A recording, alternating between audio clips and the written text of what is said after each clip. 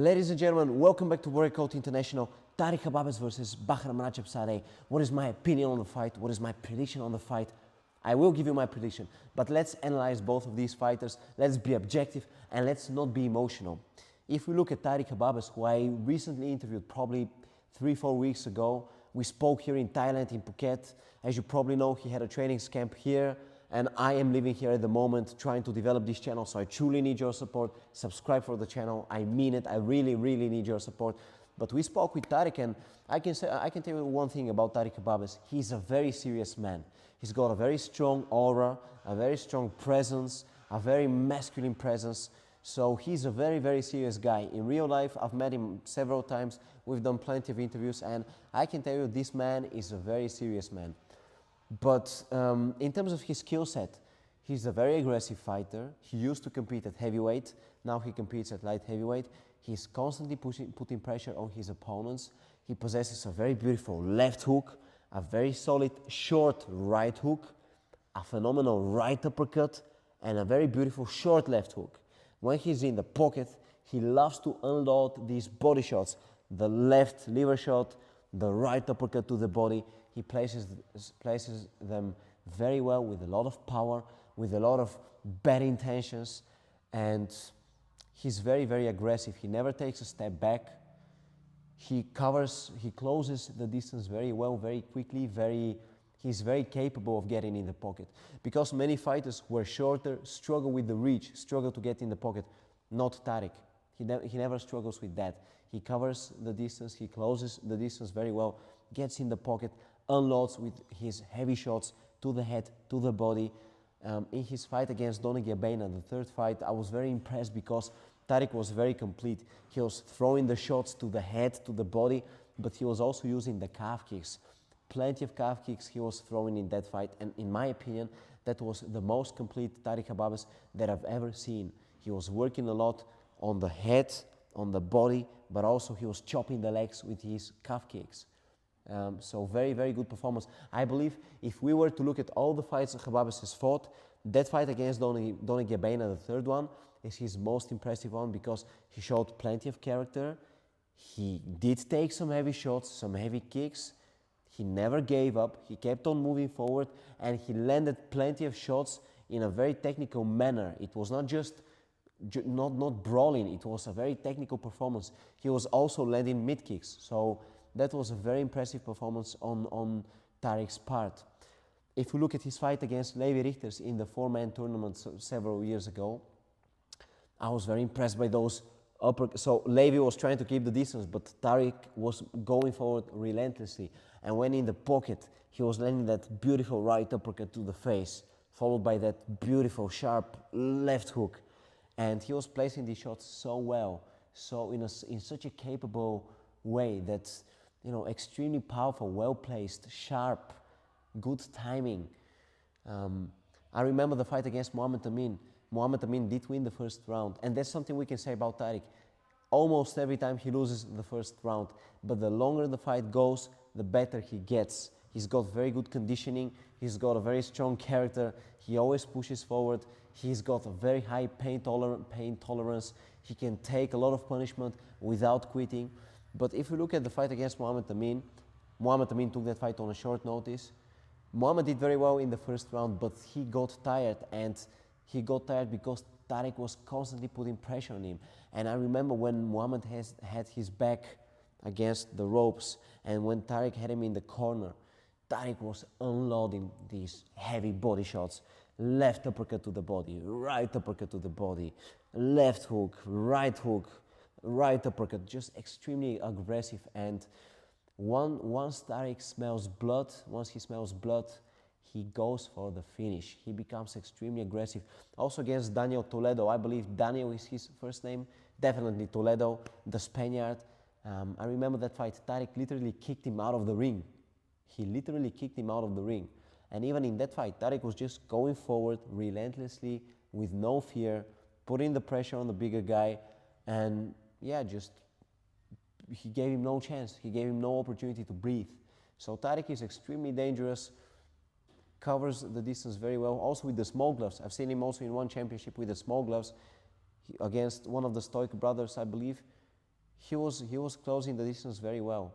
He's a master at closing the distance. So he's a very, very, people believe that Tariq Khbabez is a brawler. He can brawl very well, but to cover the distance, to close the distance in such a way, it takes a lot of skill. I can tell you that. When you're the shorter fighter, to get that close, it's extremely difficult. So Tariq is very, very good at that. But anyways, that's Tariq Khbabez. That's his style. If you look at Bahram Rajabzadeh, Bahram is like Arjen Robben. For the people in the United States, you probably don't know who Arjen Robben is. Arjen Robben was a professional football player here in the Netherlands. Well, actually, not here in the Netherlands, I'm in Thailand, but he comes from the Netherlands and he played for Bayern Munich and also Real Madrid. But Arjen Robben was a right winger and he was always running forward, then going to the left and shooting. And everybody knew that. Everybody knew what to expect from him, everybody knew what his style was, but nobody could stop him. The same applies to Bahram Rajabzadeh. Everybody knows that Bahram will throw the left hook. Nobody can stop him. Everybody knows that Bahram will place the right low kick. Nobody can stop him. Everybody knows that Bahram will throw the right high kick. Still they cannot stop him. Everybody knows that Bahram will throw a front kick to your face. Still you can't stop him. And that's the thing about Bahram. He's extremely powerful, extremely explosive, has no fear, very wild, has got also a very strong aura, a very strong presence. I've also spoken with Bahram several times. I've done interviews with him. The man has got a very, very strong masculine presence. He's a very charismatic person. When he enters the room, everybody feels that it's a very, very powerful man. Very powerful man physically, but also mentally. And yeah, we know about the jumping knees, the scissor knees. We know that he's going to throw them, but still we can't stop him. We know about the left hook, we can't stop him. We know about the high kicks, we can't stop him. The low kicks, we know, everybody knows what Bahram is going to do, but nobody can stop him because he's extremely explosive and extremely powerful, and his timing is impeccable. And Bahram, if you look at the fight against Ibrahim El-Bouni, I mean, Ibrahim is such an experienced fighter. Ibrahim is such a high-level kickboxer. And Ibrahim knew what Bahram was going to do, but still that jumping scissor knee landed. Still those hooks were landing. You can't protect yourself against that man. And I think the weakness in Bahram and his style are the calf kicks. You need to be tall, rangy, and work very well with the calf kicks and with the jumping knees, with the jumping scissor knees, for example. I think that's the way to beat Bahram. Because if we look at the fight between Levi Rigters and Bahram Rajabzadeh, their second fight, what did Levi do? Levi was using the jab, using his reach, and all the time constantly chopping Bahram's left calf with his calf kicks. So Levi was using the jab and throwing the right calf kick. Jab, jab, calf kick. Jab, jab, calf kick. So Levi was keeping his distance and throwing these calf kicks all the time, and he did land plenty of them. Bahram was trying to block them, but in many cases Bahram ate the calf kicks without blocking them. And that definitely hurt him. It definitely took away from his explosion, from his ability to quickly cover the distance, to throw heavy shots. These calf kicks, chopping his legs, definitely takes away from his ability to be explosive. And that's logical. Another thing, the jumping knees, the scissor knees. When Bahram fights against a tall opponent like Levi Rigters, like Mori Kroma, these jumping knees, they can be dangerous, because you saw that Levi split Bahram open here. He opened him up here. You saw that Mori Kroma knocked him out with a knee. So it's the jumping scissor knees, or the jumping knees, the flying knees, excuse me, that truly that are a big danger for Bahram. And that's pretty much it. I believe that the way to beat Bahram is to work on his calves and to use jumping scissor knees or flying knees. The way to beat Tariq Khbabez is also to kick the calves. Because if we look at the fight between Sergey Masvidal and Tarik, the second one, although Masvidal got caught with doping, I'm not sure if it's 100% proven that he had used doping or not. So I'm not going to give a comment on that. But in that second fight, we saw that Masvidal hurt Tarik with the calf kicks. At the same time, Tarik did take a lot of calf kicks from Abena in their third fight, but he survived. And not only did he survive, he actually thrived. He performed very, very well. So the only weakness I have seen in Tarik's game have been the calf kicks against Masturboyev in their second fight.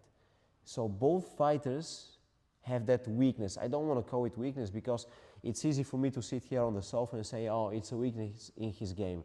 I mean, every fighter, when you give any fighter on planet Earth, if you give them a couple of calf kicks, more than 5, 6, 10, they will get badly hurt. It's just extremely painful. The calf kicks are extremely painful and very efficient, a very efficient weapon. So to make it more concise and to keep it short and to keep it clear, I think that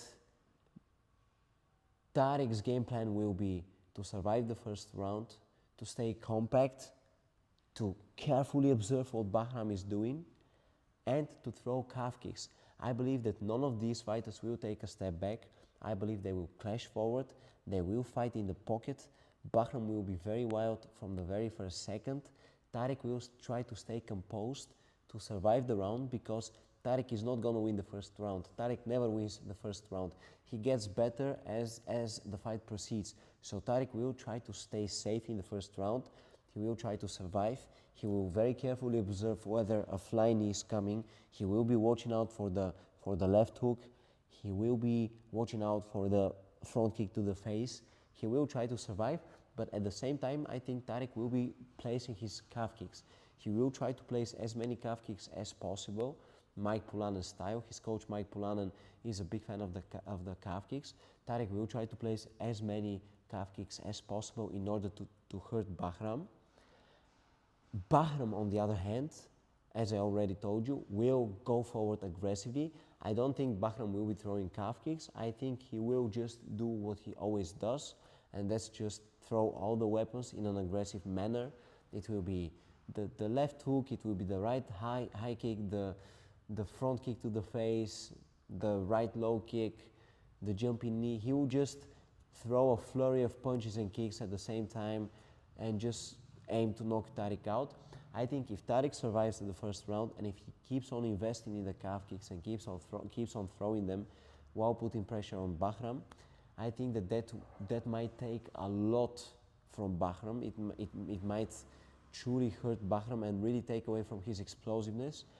And if Tarik takes away from Bahram's explosiveness, he can put a lot of pressure on him and he can eventually exhaust him, and somewhere in the 4th and 5th rounds he could potentially finish him. But Bahram, if Bahram gets through Tarik's guard, if Bahram lands a heavy left hook or a heavy right high kick or a heavy jumping knee, Bahram can hurt Tarik badly even in the first round and he could finish him. So what makes that fight very interesting is the fact that it could either be a knockout for Bahram in the first round, or it could be a technical knockout for Tarik in the 4th or 5th rounds.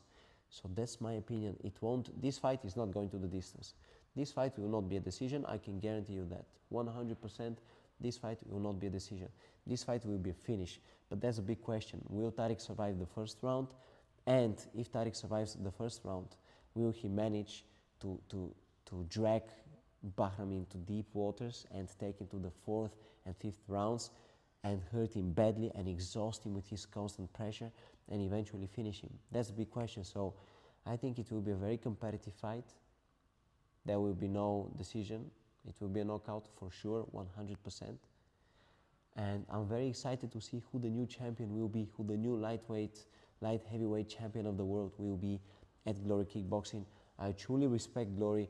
I hope they find the right path. I hope they manage to keep on growing and they give plenty of chances to their fighters, because the heavyweight tournament has been very interesting, but still you cannot neglect the lighter guys. You need to give the lighter guys fights, because otherwise you're going to lose them.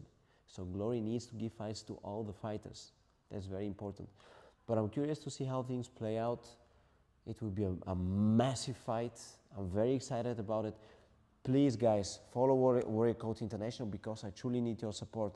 I need to gather 1,000 subscribers by the end of October, or excuse me, by the end of November. So I've got 1.5 months to make that, to reach 1,000 subscribers. So I truly need your support. So please follow the channel, subscribe, leave a comment, leave a reaction. Tell me if I'm correct, tell me if I'm wrong, it doesn't matter. But please, I need your support. Follow Warrior Code International, because sky's the limit for you, for me. Let's go. Oes.